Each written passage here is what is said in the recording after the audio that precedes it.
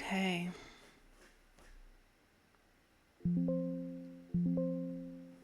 Cool. Hello everyone, welcome back to another playthrough of Nier Replicant.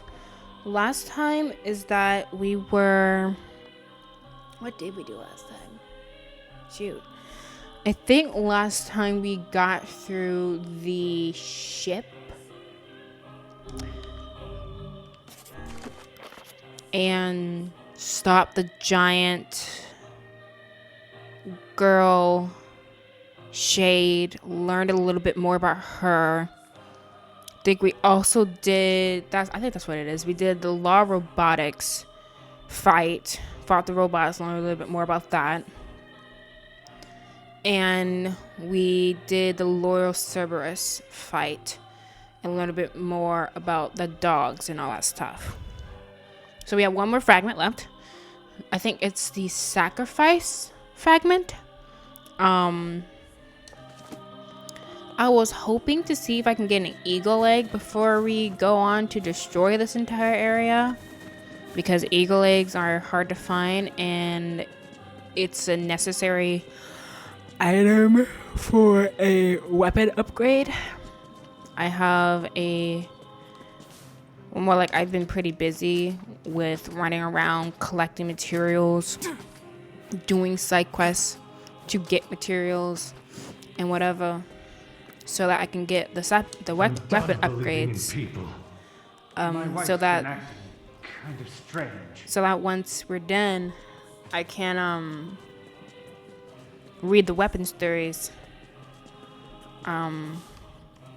This is one of the places where the eagle eggs will show up. It will fall down to there where my cursor is showing. But nothing is there.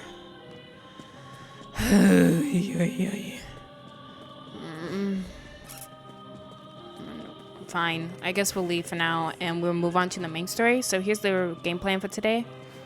Main story, get the last fragment of the key.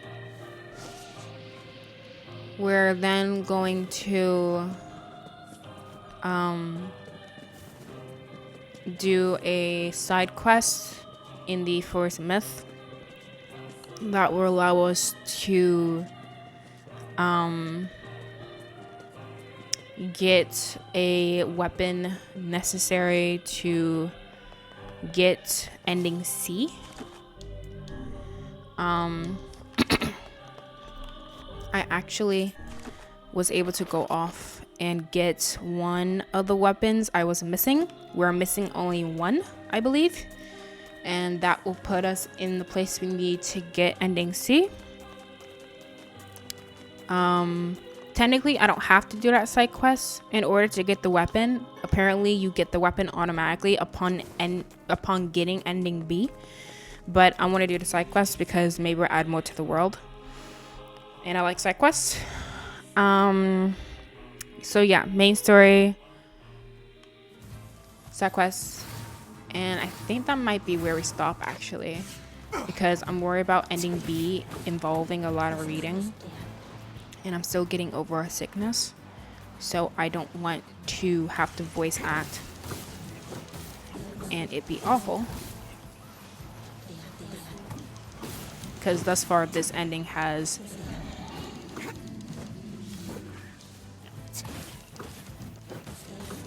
a lot of reading in it. So I don't want to destroy my voice more than I have to. Because I am getting over sickness, I will not be talking too much. So yeah. A letter, huh? So, you know about the letter? Maybe I don't. I'm not sure. Which is it, man? Oh, and if I may ask, are you friends of Kaine? You could say that. Ah, I've heard the rumors. Here to hunt shades, are you? Indeed. Our aim is to defeat every last one. Every last one? Everyone?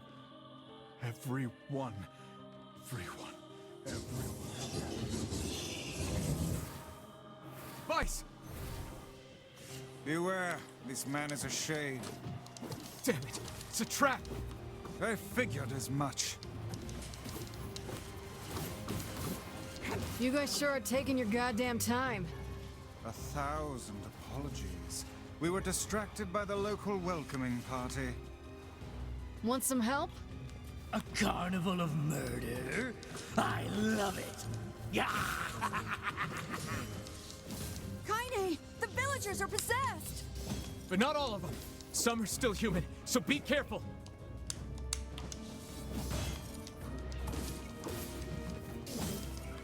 Sis! Sis!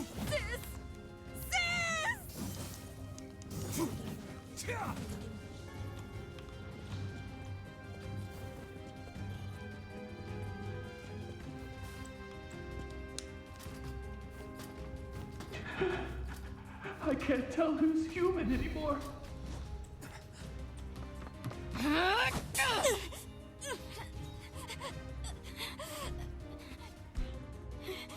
Get out of here!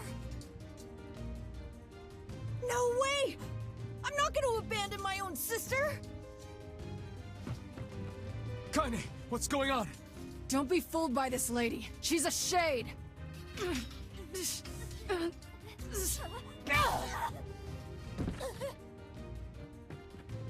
No!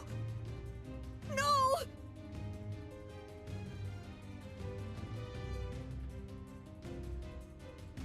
You people are the monsters here! Stay back, kid. Your sister is one of them now. I don't care what she is! She's my sister, and I love her.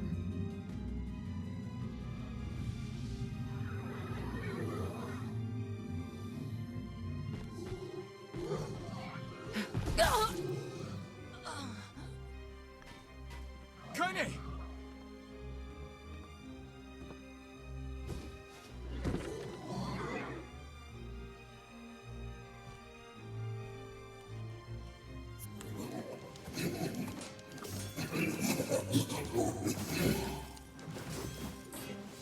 Stop it! Don't hurt my sister!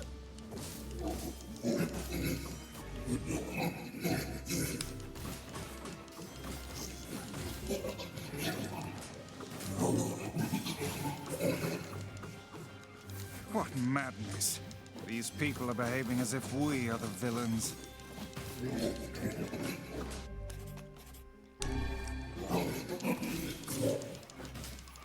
Kaine!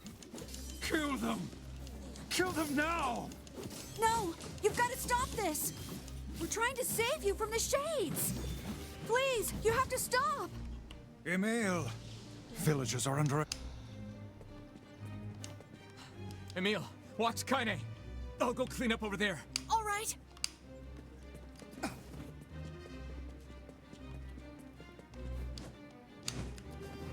Put down that weapon, please! I beg of... What could those black swirls be?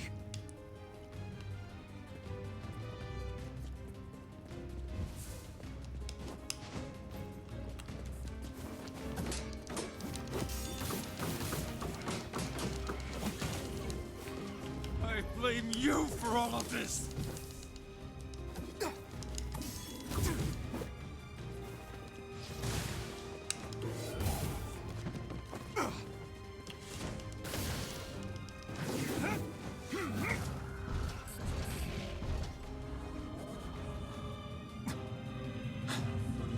What's happening?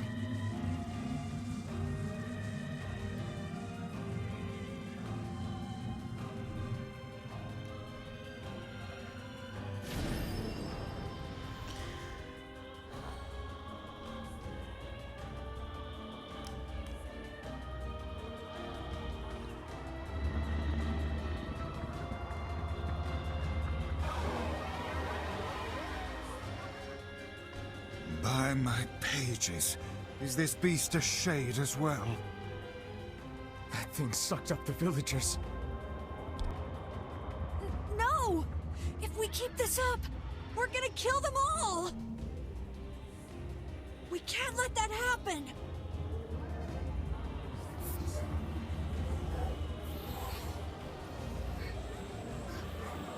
So you're saying our village, our world, what am I, who am I? I feel something from within the creature.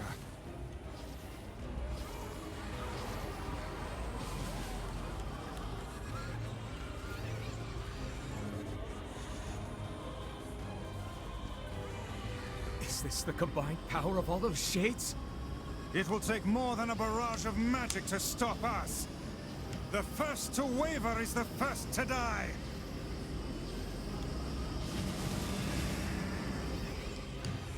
I sense magic coming from the center of that eye.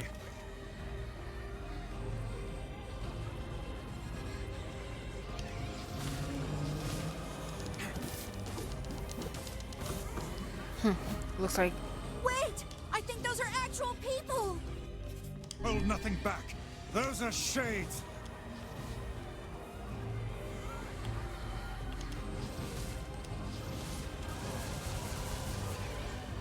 oh shoot. Such speed.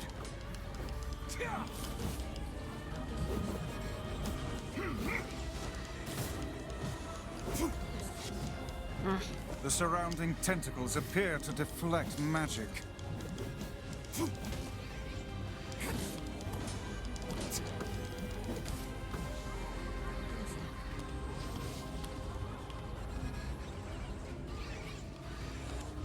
Now, focus your magic on the beast's center.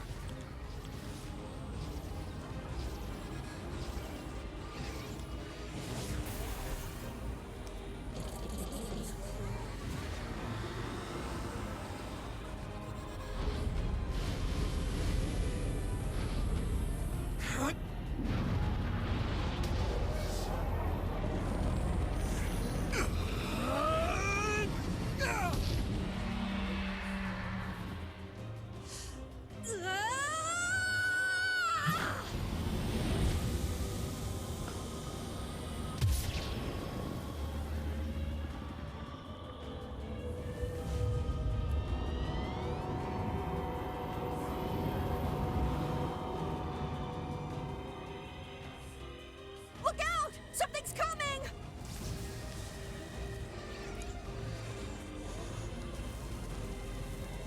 Its weak point is located around the back.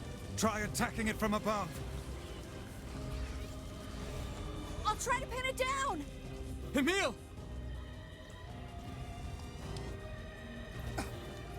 Emil! I'll keep it busy! You should be able to attack! From behind! Go around and get it! Please, hurry! Emil can handle this. We must circle behind the I need creature to get at higher. once.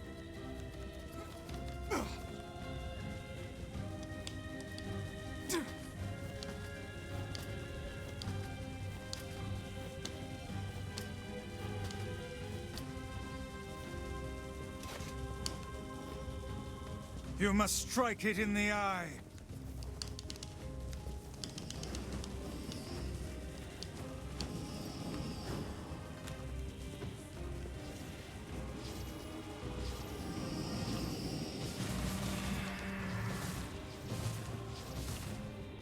Did we get it?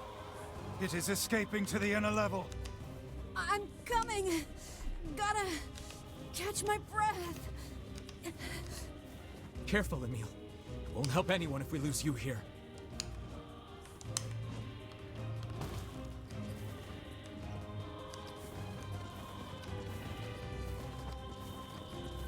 God damn it! We beat the hell out of that thing! How can it still move? Its combined powers are beyond even my greatest suspicion.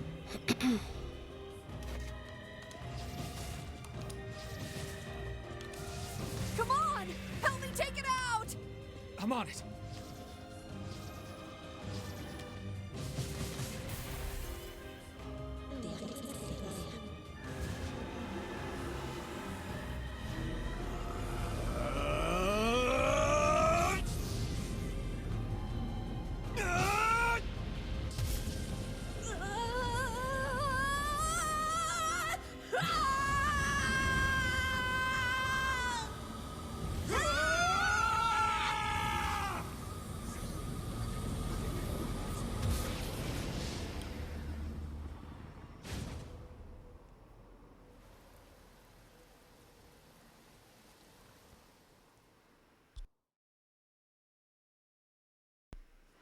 Let's see. New medication cycle. Observed slow progress. Non-usual reading. Send to some.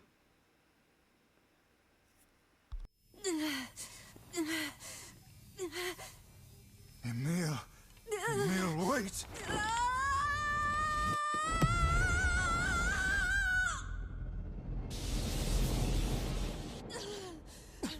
Emil! He's gone. His instincts have taken hold. The ultimate weapon is being deployed.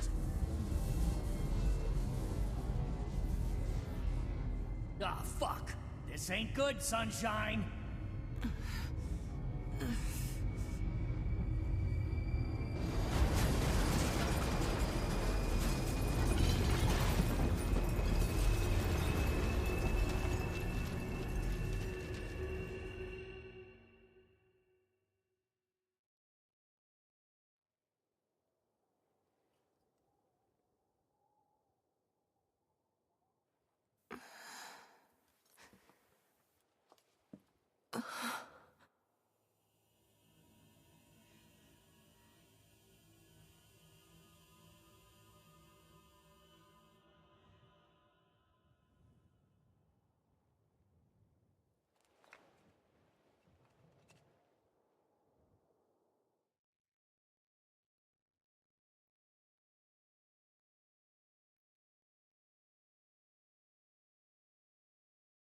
Uh-oh.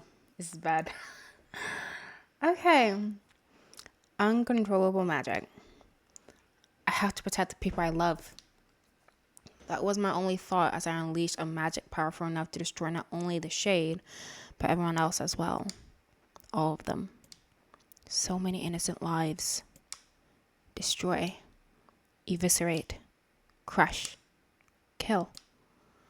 These are the dark impulses that overwrite all other thoughts. As a being that was created to be a magical weapon, these are my instincts. Or maybe it's better to call them our instincts. Emil's dream. Rampage.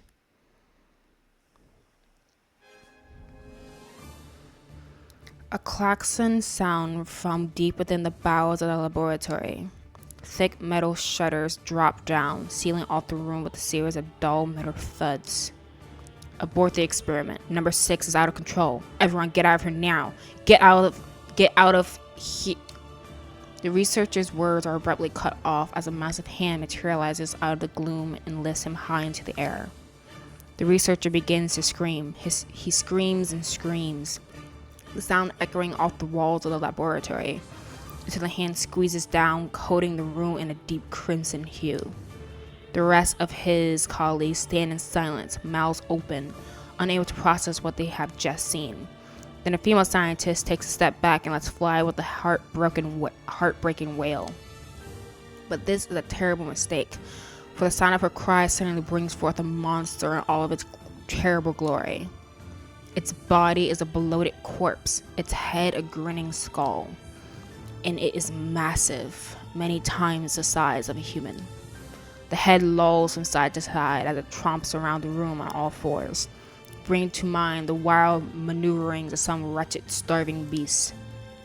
This creature, this thing, is experimental weapon number 6, also known as Halua.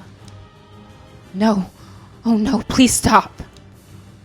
Oh God, save me! Save me! I don't want to die! One by one, the maddened cries of the researchers are silenced. If number 6 understands their petitions, it pays them no heed, instead continuing its rampage of destruction and slaughter with a focus that borders on obsession. After an eternity, the screaming stops. The alarms fall silent, and only then does the creature make a sound, howling out with an unfathomable roar that echoes up and down the empty halls of the blood-soaked laboratory. It's a sound that curses those who had dared bring such evil into the world, and yet one that also seems to be pleading for help.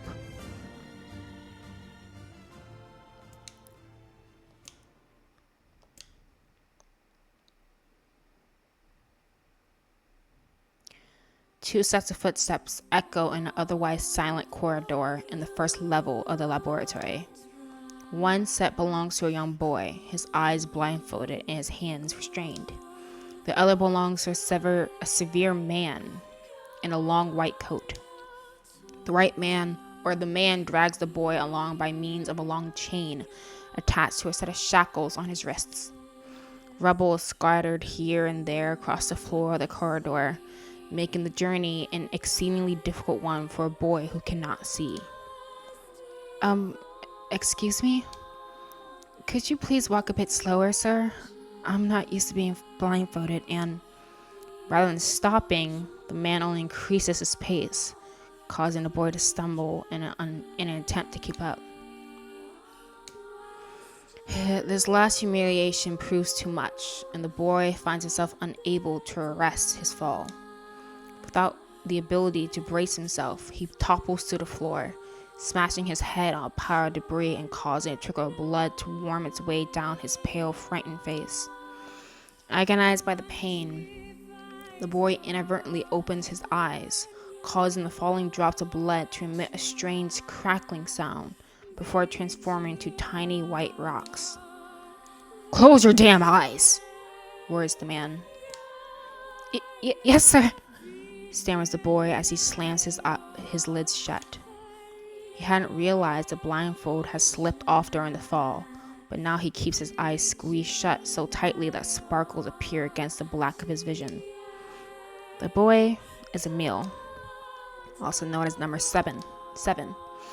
He is a magical weapon whose eyes are capable of turning to stone anything that falls under their gaze. "Don't look at me," barks the man. "Never look at me." "I'm sorry, sir. I'm looking at the ground now. So you just hand me the blind..." Instead of waiting for him to finish, the man extends one foot and presses Emil's face to the floor with a heavy black boot. "Sir, stop. You're hurting me." "I told you to keep your eyes and your mouth shut, so do it." The man knows this boy, this weapon, could wipe him with a single glance, and yet subduing him in this way gives him a sense of relief. After making certain the boy is sufficiently cowed, the man leans down, retrieves the blindfold, and knots it tightly around the boy's quivering head. "Right then. On your feet. Let's move." Emil staggers to his feet, trying to ignore the red liquid oozing down his face. The blood doesn't matter. The pain doesn't matter. All that matters is finishing the job they have set out for him to do. The second level of the laboratory is in even worse shape than the first. The environs are littered with rubble and rock, making the thought of a decent foothold laughable. When the man's eyes linger on a section of rubble stained a deep red, he has a sudden image of warm, gooey brownies slathered in a strawberry sauce. His stomach lurches at the thought, but when he attempts to avert his eyes, they land on the remains of a human being rendered into what can only be described as paste. The man blinks. His mind goes strangely blank before attempting to determine exactly how many humans had to be sacrificed to create the scattered piles of flesh around him. After a moment, his thoughts simply cease altogether, as if his mind realizes that trying to put such a thing into form is folly. "You could go the rest of the way on your own," says a man in a voice much weaker than he wishes it to be. "I mean, what does it matter? You're not even human. You're a monster." With this, the man spins around and dashes back down the hall. A helpless Emil simply listens as the footsteps of his erstwhile captor fade into the distance.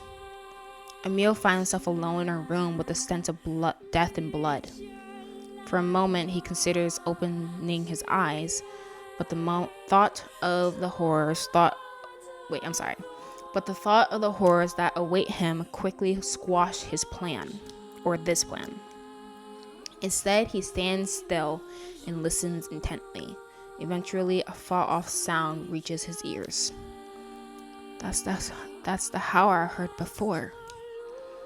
Emil resumes walking, using the sound of the distant voice to guide him, almost as if it was calling him home. By the time Emil reaches the 3rd level, he is moving on memory as much as sound. His hands and face are covered in fresh wounds from numerous falls, but every time he thinks about giving up, his mind returns to his sister. We studied together. We ate cookies together. We cried together. We laughed together. And sometimes I was the only one who got yelled at. That's why I was never lonely. Our being together allowed me to stay strong. For Emil, his sister was all he had to live for. So holding that feeling close to his chest, he pressed on, one slow step after the other. Finally, Emil found himself drawing close to a certain experimental chamber in the deepest part of the laboratory. The howl is very close now, and as he touches the switch that controls the door, he thinks about his mission. Number 6 is the ultimate weapon. She is his sister. He must turn her to stone. The door slowly opens, revealing the massive interior of the experimentation chamber. After a few steps, Emil removes his blindfold and slowly opens his eyes. His sister lurks before him, but she looks nothing like the girl he once knew. Instead, he sees a savage beast crawling on all fours through the shredded remains of researchers. As the thing that had been his sister stops and tilts its head in Emil's direction, he focuses his gaze on it. A series of soft crunching sounds emerge from the creature as his magic does its terrible work. First the fingers, then the hands, arms, legs, head. What little color the beast once possessed fades to a dull, ashen gray. And yet somehow it summons what strength remains and pulls itself toward Emil, one slow, lumbering effort at a time. Wailing, the massive monstrosity closes in. Is she worried about me? Or is she coming to kill me? Emil feels prepared to accept either outcome. After all, this was his older sister, the person he loved more than anyone else in the world. Hello, The moment Emil speaks, number 6 comes to a sudden halt. Silence descends on the chamber as the siblings stare at each other. I'm sorry, Halua, but everyone says you're too powerful. They say it's too dangerous unless I seal you away. I'm so sorry. As Emil watches her body begin to turn to stone once more, number 6 simply waits in utter, perfect silence. I'm sorry. I'm sorry. I'm sorry. I'm sorry.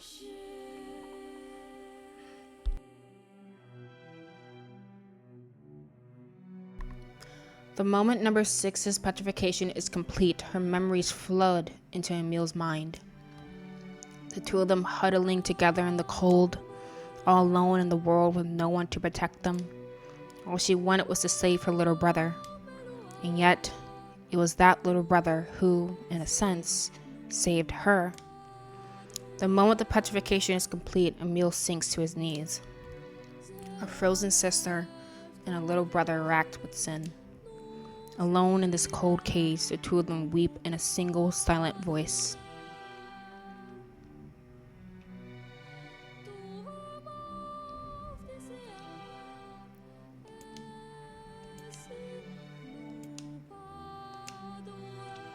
It was our combined power that destroyed the Aerie. Whole existences, entire lives, even their memories. We took it all. We took everything. My sweet, gentle sister turned into a monster. And the same thing would happen to me now that I have her power. And my instincts as a weapon win out and destroy me in the process. If that power ends up hurting someone I love,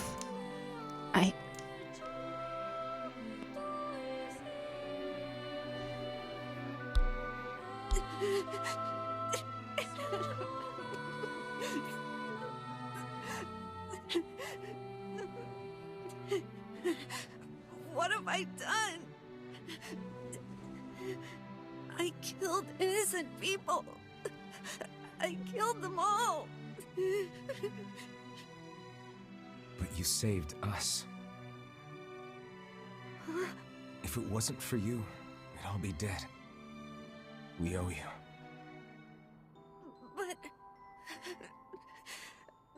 But I... It's all right.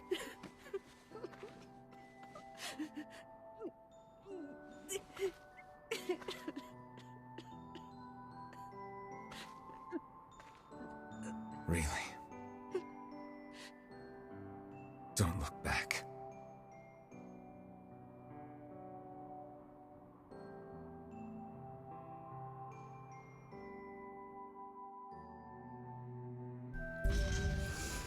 Sacrifice key fragment obtained.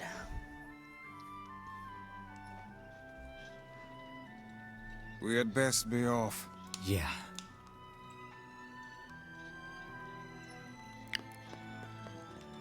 And yet again, we have destroyed the Aerie. Well, did you find my stone? This work for you? That's it.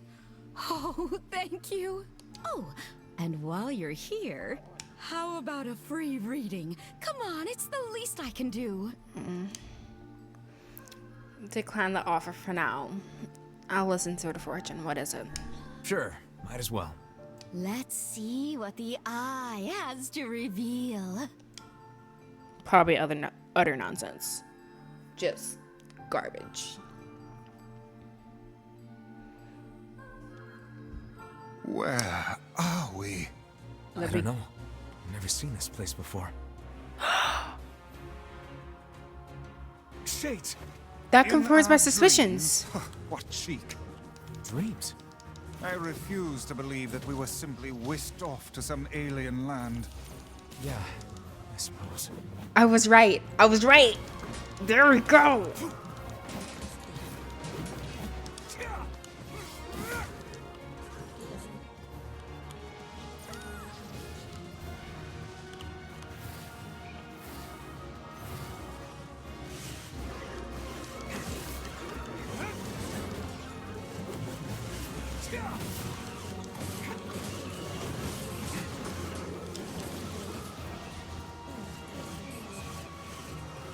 Gotta check the drops. There we go. That's something I need.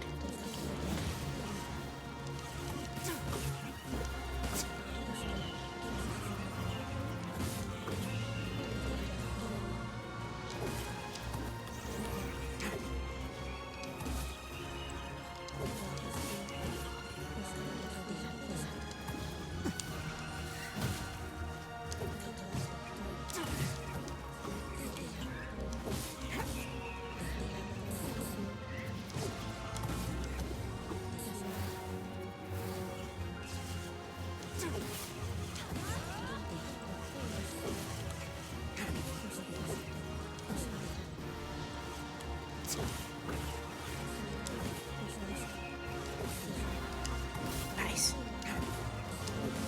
Got some good drops.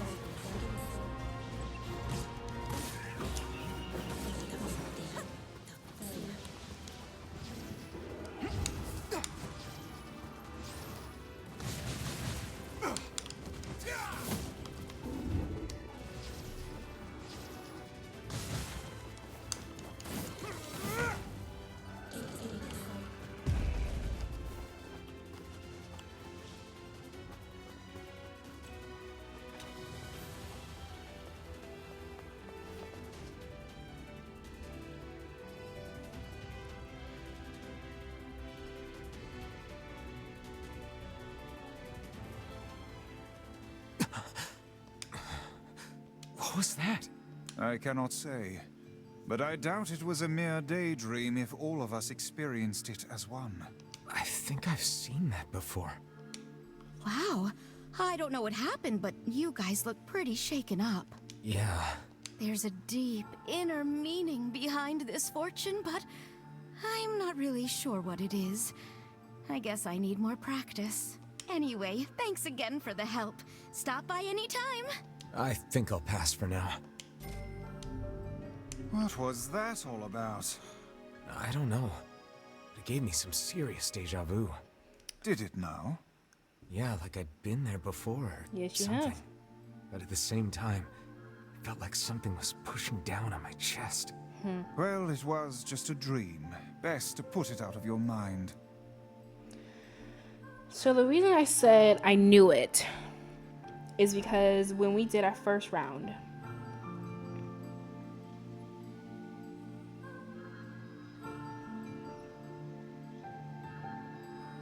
of this game, we had done a crazy time skip. If you remember how the game starts with your characters, Nier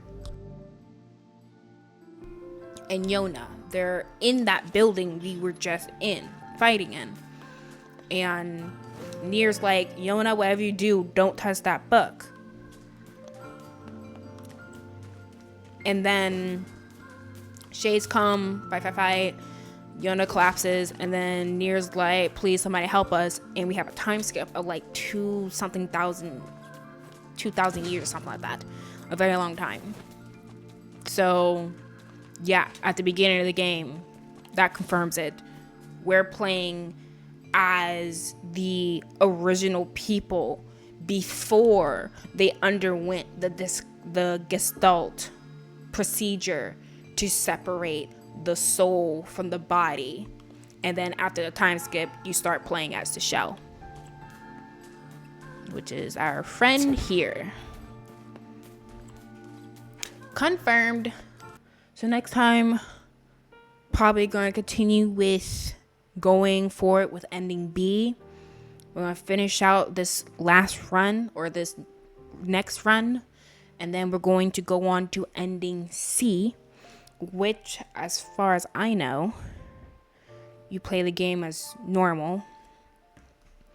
Only now you have all weapons. That's my guess. Ending D is supposedly exactly like ending C, only you make a different decision during the last fight. And then there's ending E, where you load up the same game and you put in a different name. You don't use the name Nier or anything like that. You have to use a completely different name. So I'll probably do like Quincy or something. Quinn again. The Return of Quinn. If you watched the DDLC playthrough I did. Yeah, Doku Doku Literature Cub playthrough I did. You know Quincy. He's a crazy one. But yeah, so we're gonna go through that, and then that will be it for Nier Replicant. So kind of almost done, kind of not almost done. Still got a lot of endings to do, but I don't think it's going to take anywhere near as long as it took to do ending A. So look forward to that for the future. So that is it for today. Thanks for watching, and we'll catch you on our next playthrough. Bye bye.